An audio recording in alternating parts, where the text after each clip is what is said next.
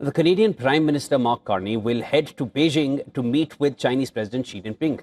And this is while they have hopes for close ties as he looks to reduce his country's dependence on the US.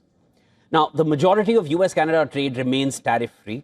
Canada has been hit particularly hard by Trump and his global tariffs on steel, aluminium, vehicles, and lumber due to the interconnected nature of the neighboring economies. Coming back to this trip that Mark Carney will be making to China, it will be the first by a Canadian leader in almost 10 years, as the two sides seek to turn the page on a series of diplomatic spats that have taken place in the recent past. Between Tuesday and Wednesday, Carney is scheduled to meet Xi Jinping and Premier Li Qiang, among other government and business leaders. Canada's relations with China have been among the worst of any Western nation.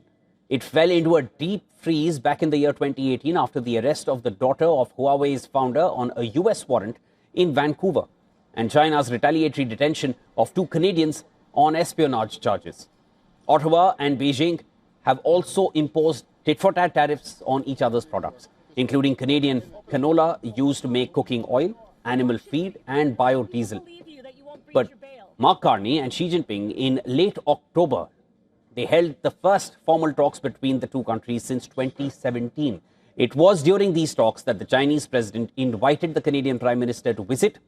Carney's office in a statement said the visit will aim to elevate engagement between the countries on trade, energy, agriculture, and international security. Carney isn't the only one.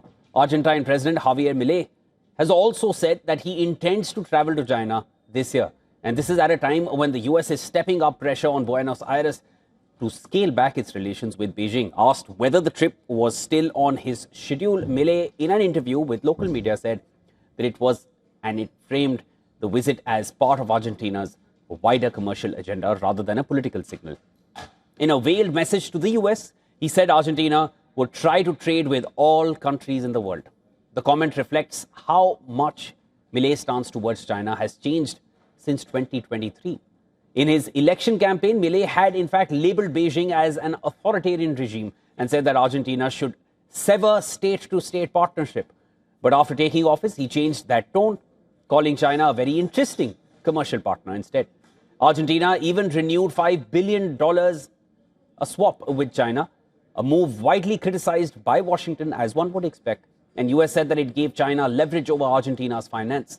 Tensions grew even further when the Argentine government temporarily suspended export taxes on soy, corn, and wheat in a bid to boost foreign sales and capture dollars.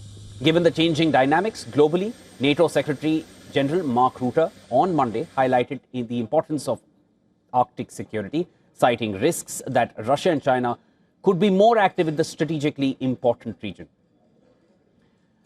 Talking about Beijing, he said China has almost become a sort of Arctic country, not geographically, but by the amount of activities and interest that it has in the region. Statement from the Secretary General. Reinforcing our ability to operate together across domains.